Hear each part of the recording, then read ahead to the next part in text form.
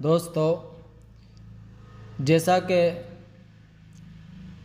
میں ذکر کر چکا ہوں کہ مولانا محمد الیاس صاحب رحمۃ اللہ علیہ نے یہ کام میواتیوں سے شروع کیا۔ میوات کو اس کام کے لیے خصوصی طور پر اختیار کرنے کا تعلق سے مولانا سید سلیمان ندوی رحمۃ اللہ علیہ نے جو لکھا ہے، اس سے اس کی اہمیت پوری طرح ظاہر ہوتی ہے۔ وہ لکھتے ہیں کہ میوات کا بڑا علاقہ ہے جو دہلی کے پاس سے لے کر راجپوتانہ کی ریاستوں تک پھیلا ہوا ہے۔ خیال ہے کہ اس قوم کی آبادی 50 لاکھ کے قریب ہے۔ ان کا پیشہ کاشتکاری یعنی کھیتی باڑی اور مویشی پالنا یعنی جانوروں کا بکری وغیرہ کا پالنا ہے، لیکن یہ لوگ حد درجہ لڑاکو اور چوری ڈاکہ اور قتل میں بدنام تھے۔ یعنی میواتی جو لوگ تھے یہ حد درجہ یعنی بہت زیادہ لڑاکو قوم تھی، اور اس کے اندر کچھ برائیاں بھی پھیلی ہوئی تھی، جیسا کہ چوری ڈکیتی وغیرہ اور قتلوں میں بدنام تھے۔ کہنے کو تو مسلمان تھے، لیکن نام بھی مسلمانوں کا نہیں اور کام بھی نہیں تھا۔ مولانا نے یہ سمجھ کر کہ یہ سارا فساد ان کی جہالت کے سبب ہے، میوات کے پورے علاقے کا بڑی محنت سے دورہ فرمایا، یعنی پورے علاقے کا دورہ کیا۔ میلوں دور چل کر، بیل گاڑی میں بیٹھ کر، اور جہاں سڑک تھی موٹر پر، پورے علاقے میں سالہ سال پھرتے رہے۔ جگہ جگہ مسجدوں اور مکتبوں کا انتظام کیا، ہر جگہ وعظ کہا، لوگوں سے ملے، ان کو اپنے سے آشنا کیا، ان کو سمجھایا کہ ان کو دین بتلایا، کلمہ سکھایا۔ جو جان چکے اور سیکھ چکے ان کو آگے بڑھایا، ان کو دوسروں کے بتانے اور سکھانے کا کام سپرد کیا۔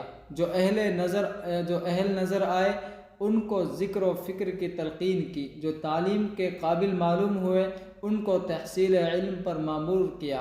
اخلاص سے کام کرنے والوں کو آس پاس سے بٹورا، ان کو اپنے طرز دعوت سے آشنا کیا، اور ان کو تھوڑی تھوڑی تعداد میں اس شرط کے ساتھ کہ وہ کھانے پینے اور سفر کا کل خرچ اپنی جیب سے کریں گے، گاؤں گاؤں میں بھیجا، اور اس طرح میوات کی پوری سرزمین مخلص اور مبلغ سپاہیوں کا کیمپ بن گئی۔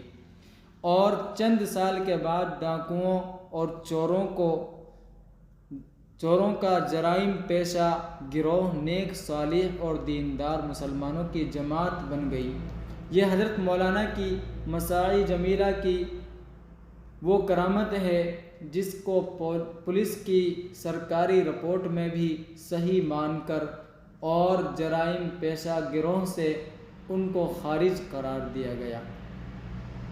جہاں تک مولانا کے انداز اور دعوت کا تعلق ہے، اس کے متعلق مولانا سید سلیمان ندوی رحمۃ اللہ علیہ تحریر فرماتے ہیں کہ مولانا کا طریق دعوت بالکل سادہ تھا، سراپا اخلاص تھے، سراپا درد تھے، دین کے سچے غمخوار اور مسلمانوں کی بدل خدمت گزار، اللہ پر متوکل۔ ایک دھن تھی کہ دن رات اس کو بے قرار رکھتی تھی۔ ان کا چلنا پھرنا، اٹھنا بیٹھنا، کھانا پینا جو تھا وہ صرف دین کی خدمت اور مسلمانوں کی غمخواری اور اسلام کی فکر تھی۔ یہی ان کی تقریر تھی، یہی ان کی گفتگو، اور اسی کا شب و روز ملنے جلنے والوں سے اعلان و اظہار فرماتے رہے۔ حضرت مولانا الیاس صاحب رحمۃ اللہ علیہ حضرت مولانا ظفر صاحب رحمۃ اللہ علیہ کے ساتھ تقریباً برابر 1.5 گھنٹہ بڑے جوش اور خروش سے کلام فرماتے رہے۔ ان کی زبان میں لکنت تھی، تقریر پر قابو نہ تھے، تقریر بھی الجھی ہوئی، مگر جوش و خروش کا سمندر اس کے سارے خش و خاش خشاک کو بہائے لے جاتا تھا۔ تھوڑی گفتگو کے بعد جسمانی کمزوری اور ضعف سینہ کے باوجود ان کے پھیپھڑے ان کی پرزور تقریر اور پرجوش گفتگو کے تسلسل اور تواتر کے سبب سے ہر وقت اس وقت ابھر کر اٹھتی تھی۔ مجھے تو ڈر لگتا تھا کہیں یہ پھٹ نہ جائیں، یہ گلے کی رگیں جو بار بار پھول جاتی تھی وہ پھٹ جائیں، یہ سب صحیح، مگر دریا اپنی روانی میں ہر خطرے سے بے خبر اور ہر اتار سے بے پرواہ تھا۔ مولانا سید سلیمان ندوی رحمۃ اللہ علیہ نے صحیح لکھا ہے کہ زیادہ دیکھنے والوں اور بار بار ملنے والوں کو تو خدا جانے ان کی کیا کیا ادائیں پسند ہوں گی، لیکن مجھے اس تھوڑی سی ملاقات میں ان کی 3 ادائیں بہت پسند آئی۔ صبح کی نماز کے بعد مقتدیوں کے رخ بیٹھ کر وہ کام کرنے والوں کو دین کا کام سمجھاتے تھے اور بار بار ان کی کامیابی کے لیے اللہ تعالیٰ سے دعائیں فرماتے تھے۔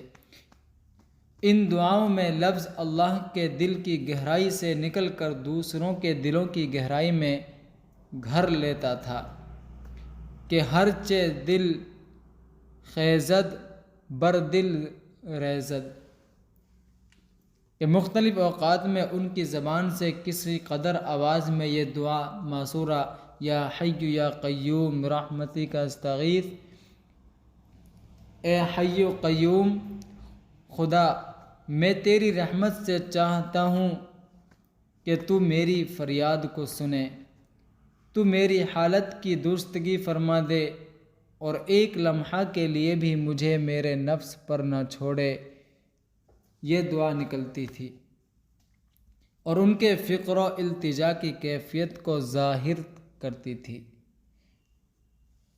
تو بستی نظام الدین بنگلہ والی مسجد میں یہ دعوت و تبلیغ کا عالمی مرکز بن گیا۔ وہاں کے دینی ماحول میں جو شخص تھوڑا وقت بھی گزار لیتا اس کی زندگی ایمان کی حلاوت پا لیتی، لیکن مستقل وہاں قیام جماعتوں کا نہیں رہتا تھا۔ جماعتیں کچھ وقت قیام کے بعد دوسرے علاقوں میں کام کے لیے بھیج دی جاتی تھی۔ نظام الدین کا حال یہ ہوتا جیسا کہ میرے مشاہدے میں آیا اور آج بھی اس کے اثرات قائم ہیں۔ یہی مبلغ جو دن کے سپاہی ہوتے رات کے راہب بن جاتے، ہر طرف تہجد گزاروں، ذاکروں اور تسبیح خواہوں کی آوازیں بلند رہتی تھی۔ کوئی سجدے میں ہوتا تھا تو کوئی رکوع میں، کوئی گریہ و بکا میں تھا تو کوئی دعاؤں میں۔ اس سے اندازہ ہوتا ہے کہ سچائی کا ایک آفتاب کیوں کر متعدد رواں ہوا تو اپنے پاس کھینچ کر روشن بنا دیتا ہے۔ تو یہ سچائی کا جو آفتاب نکلا تھا یہ متعدد ذروں کو اپنے پاس کھینچ کر روشن بنا دیتا ہے۔ تو یہ حالات جو ہے حضرت مولانا الیاس صاحب رحمۃ اللہ علیہ کے تھے کہ ان کے دل کے اندر ایسی کڑن تھی، ایسی لگن تھی، ایسے فکر مند رہتے تھے کہ کس طریقے سے دین کا بول بالا ہو، کس طریقے سے دین دنیا کے اندر پھیلے اور کس طریقے سے جو لوگ مرتد ہو رہے ہیں، جو لوگ ایمان سے دور ہیں، تو کس طریقے سے ان کی زندگیوں میں دین آئے۔ تو یہ ہر وقت مولانا الیاس صاحب رحمۃ اللہ علیہ کو فکر ایک کڑن اس کے دل کے اندر رہتی تھی، فکر لگی رہتی تھی۔ اللہ تعالی ہم سب کو عمل کی توفیق عطا فرمائے اور زیادہ